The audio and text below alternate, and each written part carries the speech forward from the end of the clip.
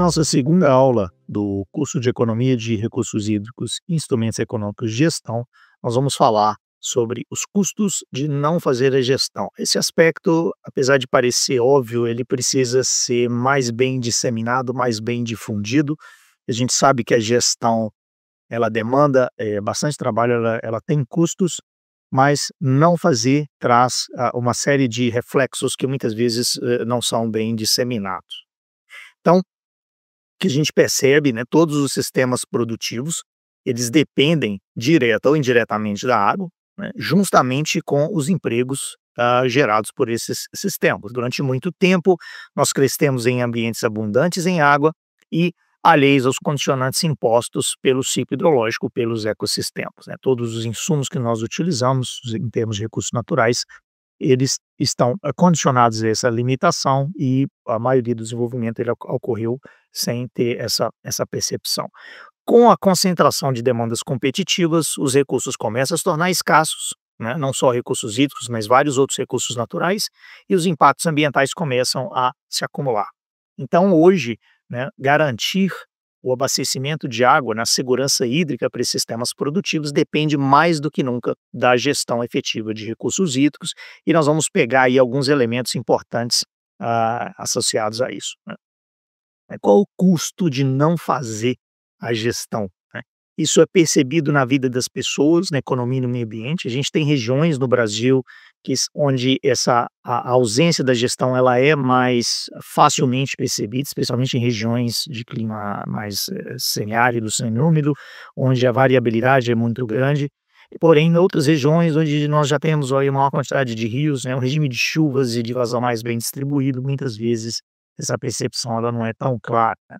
Mas quando a gente não começa a não ter, a não ser capaz ou ter muitas limitações para a gestão, né, isso é percebido na vida das pessoas, isso traz um aumento nos riscos e na incerteza, isso afeta investimentos, queda em produção, produtividade, quantidade e qualidade de empregos, isso leva a reflexos à arrecadação, perdas econômicas decorrentes da própria escassez. A gente vai mostrar como é que a gente pode, inclusive, estimar isso, calcular isso ao longo do curso, além de perdas e benefícios de oportunidade de crescimento e desenvolvimento. Esse item é bastante importante, porque muitas vezes essa perda era uma perda futura e ela não é muito bem percebida no presente. Nós tomamos decisões hoje sem perceber que essas decisões vão levar a uma perda de oportunidades futuras. E com a perspectiva de mudança no clima, né, os riscos e as possibilidades de mudança no clima, a tendência é que todos esses aspectos eles acabam se agravando, né. Então, o primeiro aspecto que a gente pode considerar são aqueles no saneamento e nos ecossistemas, né.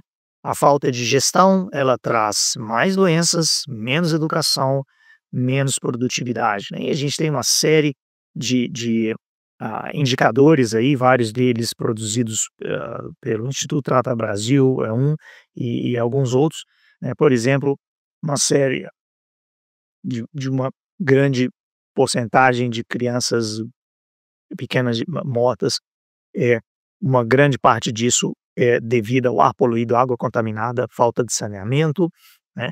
Então o saneamento ele traz esse reflexo, a gente sabe que essa limitação no investimento em saneamento traz isso como resultado, e a dúvida fica: bom, mas qual a relação disso com a gestão de recursos hídricos? Isso não é falta de saneamento ou isso é falta de gestão? Bom, a gente pode explorar um pouco qual que é a relação entre esses 2 elementos, que é algo que a gente precisa inclusive explorar um pouco mais. A gente ia pensar que nos usos do solo, né, e do território, são essas decisões que vão levar, né, à geração de cargas, né, tanto pontuais quanto não pontuais.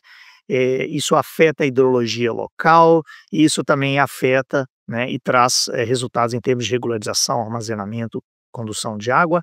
Esses 2 elementos contribuem para a disponibilidade, esses dois outros elementos para a qualidade da água, né. Tanto a qualidade quanto a disponibilidade podem ser afetadas por investimentos no município, na escala do município, feitos pelo serviço de saneamento, e também por investimentos na bacia em ações de gestão de recursos hídricos. E a gente precisa de combinar essas duas coisas para ter segurança hídrica. Então aqui já aparece aqui uma interseção entre investimentos e ações no ambiente de saneamento e investimentos e ações no ambiente da gestão de recursos hídricos.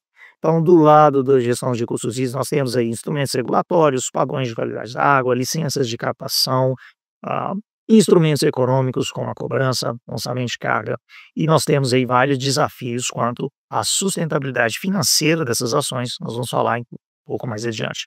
Pelo lado do saneamento, existe a responsabilidade aí para planejar, construir e operar a infraestrutura, tá? E existem aí desafios também em termos de regulação, investimentos, capacidade de planejamento a nível municipal, só para citar alguns, a gente sabe que tem vários outros, mas não vamos ser exaustivos aqui em relação a isso. Além desse, existem vários outros setores também, que eu não estou explicando aqui, mas que também são relevantes, como questão da gestão ambiental, planejamento municipal e etc. Mas vamos focar aqui na questão da GRH e o saneamento. Então, pelo lado da gestão, de novo, nós temos que pensar em cabe à gestão pensar em estratégias e ações mais amplas na escala da bacia hidrográfica. Já pelo lado do saneamento, estratégias com foco em infraestrutura e na escala municipal. Quando falta coordenação entre decisões em ambos os setores, a gente começa a ter perda de oportunidade de atender padrões de qualidade da água devido à falta de investimento a montante, né, tá fora da área de cobertura de um determinado município, de uma determinada empresa de saneamento, e por outro lado também a perda de oportunidade de encontrar soluções de investimento de menor custo entre os municípios na escala da bacia hidrográfica, né.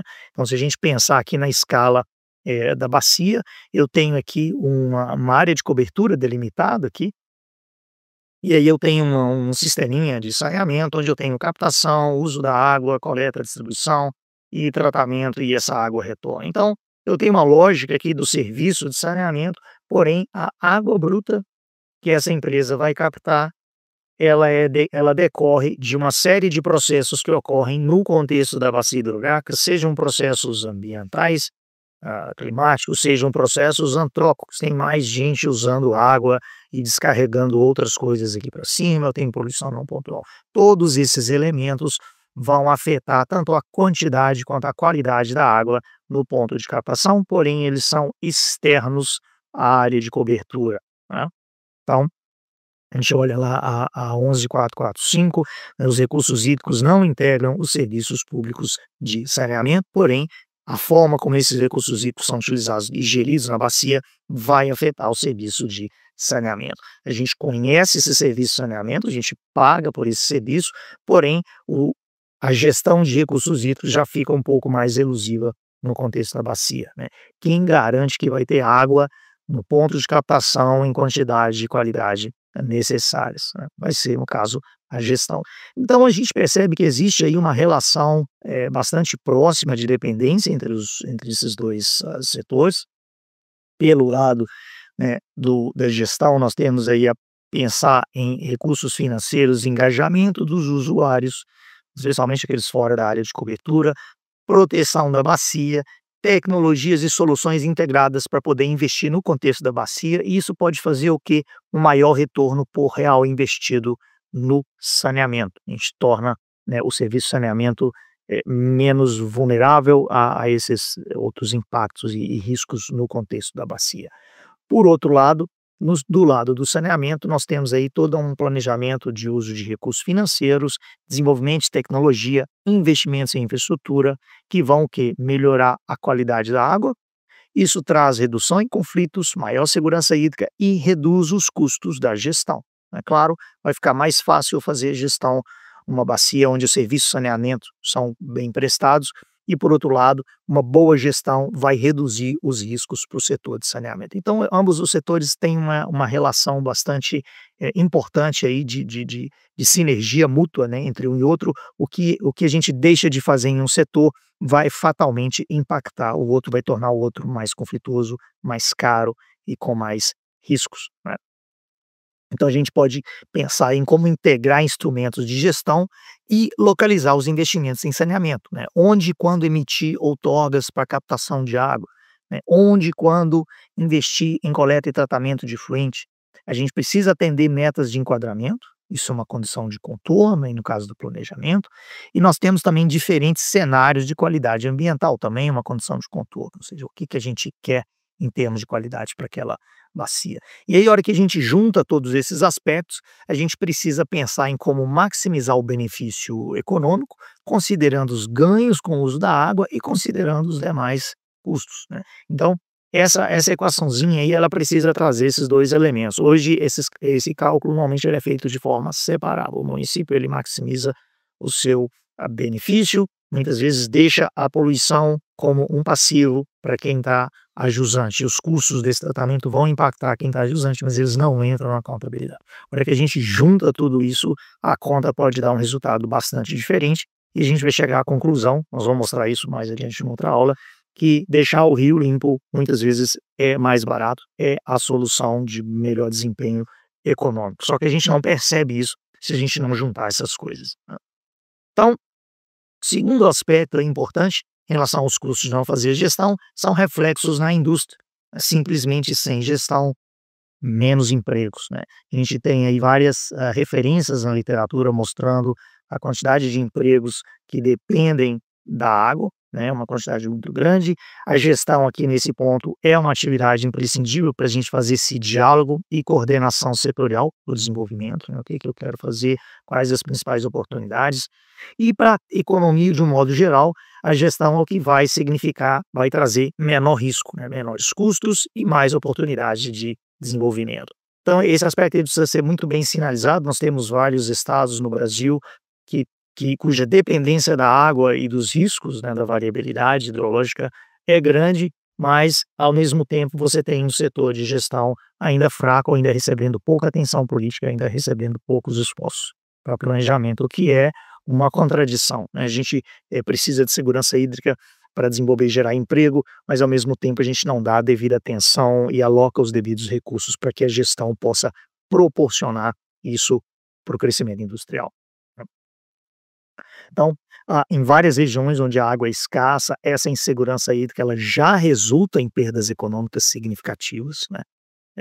Várias empresas já registraram aí só no ano 2016, impacto financeiro da ordem de 14 bilhões de dólares associados à água, é um valor 5 vezes registrado no ano anterior, ou seja, existe aí um risco grande, né, existe um crescente risco financeiro associado às questões hídricas enfrentadas pelas empresas. Nós temos casos desses no Brasil, onde a pouca disponibilidade de hídrica devido a um evento de estiagem levou a impactos. Isso pode levar a custos operacionais mais altos, interrupção ou alteração na produção. Outros reflexos bastante relevantes também são aqueles na agricultura, esses são muitas vezes os que mais aparecem. Nós precisamos da gestão para corrigir essa má distribuição temporal, espacial da água, né, nós temos lá aquele númerozinho lá que aparece em várias referências, o Brasil tem 12% da água do planeta, mas a gente tem, muita água onde tem pouca gente, a gente tem muita gente onde tem pouca água, e muitas vezes a água está poluída e ela é variável no tempo. Então, no tempo e no espaço. Então a gente precisa da gestão para poder corrigir essa distribuição e isso é o que vai dar segurança hídrica para o setor produtivo, né. No Brasil, a área irrigada responde hoje a gente tem aproximadamente um pouco mais de 8 milhões de hectares, de área irrigada, embora isso, responda por uma fração menor da produção, responde por uma fração muito grande do valor produzido, né. Então garantir que esse setor continue a gerar valor, especialmente aí entra a importância da agricultura irrigada, depende mais do que nunca da boa gestão, né. Senão, os meus sistemas vão continuar com aumento no risco, vão continuar vulneráveis a eventos climáticos, isso reduz produtividade, reduz investimentos e reduz também os empregos. Só para dar um exemplo, diversas crises hídricas nós enfrentamos nos últimos anos, a mais recente em 2020 e 2021, mas um pouco antes, aí em 2012, só esse impacto já reduziu aqui no caso de produção de grãos do semiárido nordestino, né, perdas, quebra de produção superiores a 80%. De novo, mudança climática vai tender a agravar isso com aumento na variabilidade, né. Finalmente, a gente tem outros aspectos também no caso do setor da energia, né. Sem gestão integrada, nós temos mais risco de crise hídrica e energética. Nós temos uma matriz aí que já dependeu mais da hidro, hoje depende menos, porém, nós temos aí rios longos, né, usos múltiplos, diversos aproveitamentos hidrelétricos em cascata, 60% da nossa capacidade ainda é hidrelétrica, e a gente tem uma necessidade, né, de armazenar energia. Esse é um sistema, nosso sistema hidrotérmico, solar, eólico, ele foi construído, especialmente a parte de armazenamento de água, ele foi construído, essa infraestrutura de armazenamento foi construída para gerar energia. Hoje, nosso desafio é como fazer com que essa infraestrutura atenda a usos múltiplos, né. Essa infraestrutura hoje ela é operada para tirar proveito da nossa complementariedade hidrológica, e é o que permite que, quando eu tenho mais água em uma região, eu uso essa água para poder gerar um excedente de energia e transmitir essa energia para outra região, evitando assim que eu tenho que ligar outras fontes geradoras de maior custo. Isso traz uma economia muito significativa em termos da produção energética, porém ela traz também um reflexo na questão hídrica, né? E a gente precisa trabalhar com isso agora pelo lado da gestão e entender que reflexos são esses e quais os custos e os impactos associados a esse reflexo. Isso se manifesta no nexo água-energia, que a gente pode estender para o nexo água-energia-alimento. Então, nós temos esse nexo bastante forte no Brasil. Nós temos uma dependência, né, da nossa economia do regime de chuvas. Regime baixo, regime de chuvas leva a baixo estoque de água armazenada, e a gente também usa a água armazenada como uma forma de armazenar energia. E na crise 2020, 2021, que se abateu sobre a bacia do Paraná, a gente percebeu as consequências desse nexo. Então, nesse contexto, né, a gestão ela é necessária justamente para dar uma visão ampla e integrada, até para poder reduzir o risco tanto de desabastecimento de água quanto de desabastecimento de energia, né. No caso do Brasil, nós não vamos conseguir resolver o problema de energia sem resolver o de água e vice-versa, porque a solução de um lado leva a um impacto do outro lado, né. Só para dar um exemplo pontual, aqui no caso, esse aumento, né, do despacho térmico por falta de água, que foi o que a gente fez toda vez que tem uma crise desse aspecto. A gente aumenta o despacho térmico, para poder poupar água nos reservatórios, só que esse despacho ele acelera, dentre os aspectos, a depreciação das usinas, não foram projetadas para esse uso, e isso pode trazer outros reflexos aí também, né. Então, ah, algumas estimativas levam aí a potencial de perda se a gente não trouxer a gestão ao nível de poder fazer esse planejamento integrado entre o uso da água para energia, e para atender as outras demandas. E a gente precisa então, né, de um amadurecimento e evolução do sistema de gestão, pensando aí também, por exemplo, em planos de contingência para flexibilizar vazões mínimas, em determinados, sistemas, justamente, né. Isso mostra, né, que houve esse amadurecimento, nós temos isso, ainda precisa avançar mais, porque nós ainda estamos tomando algumas decisões, mas no calor da crise, sem ter uma visão mais de longo prazo entre esses efeitos, né. A gente vai discutir isso um pouco mais à frente. Quando a gente fica sem água, muitas vezes algumas demandas elas são as primeiras a perder água, sem a gente poder discutir quais os verdadeiros impactos disso.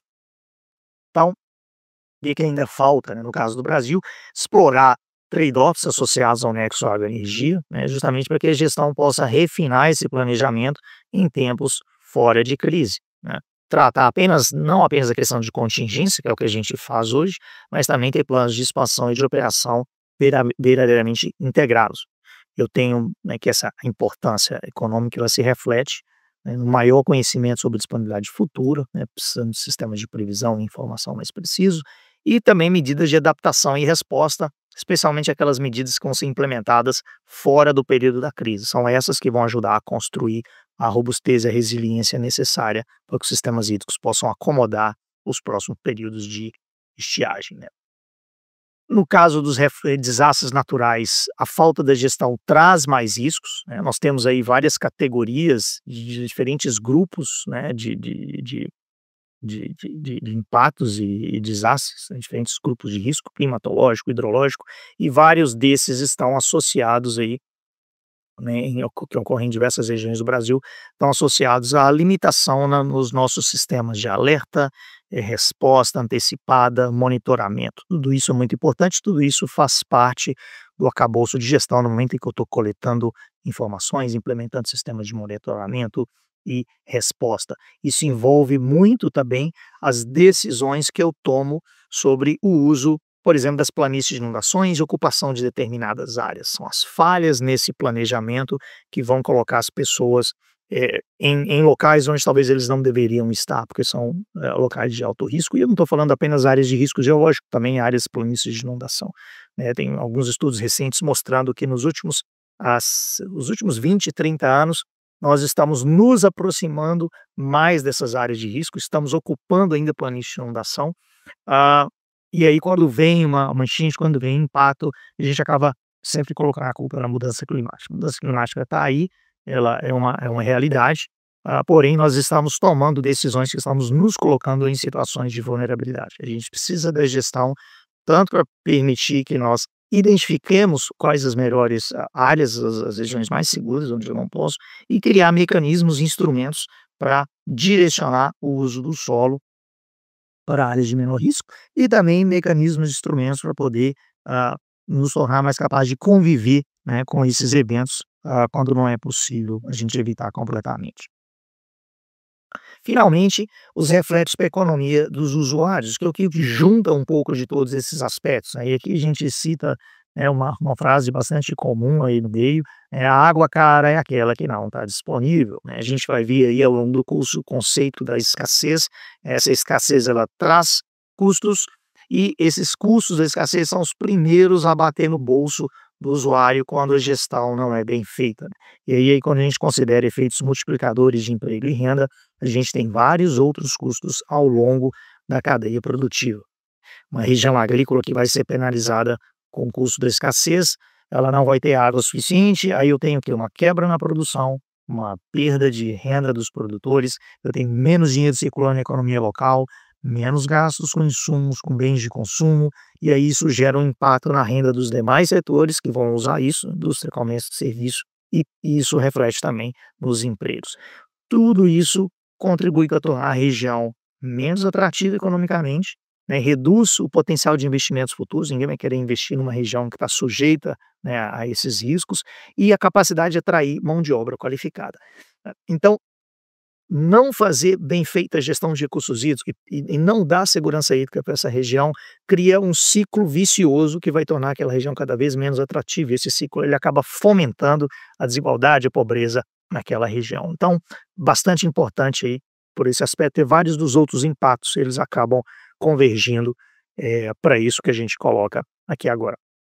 Então, esse reflexo, né, a gente busca, né, o que eu gosto de colocar aqui nessa caso essa pirâmide, a gente quer o que está no topo, mas infelizmente a gente ainda está dando pouca atenção para o que está aqui na base, né. A gente precisa de uma boa gestão de recursos hídricos para ter segurança hídrica, nós precisamos da segurança hídrica para ter as demais seguranças energética, alimentar, ambiental, econômica, e é a partir disso que nós vamos criar condições para ter paz social, reduzir conflitos, bem-estar, qualidade de vida, né. Nesse aspecto, a gestão ela é um vetor bastante forte, capaz de não apenas tornar a economia mais forte e dinâmica, mas sobretudo mais eficiente no uso dos recursos naturais, especialmente a água.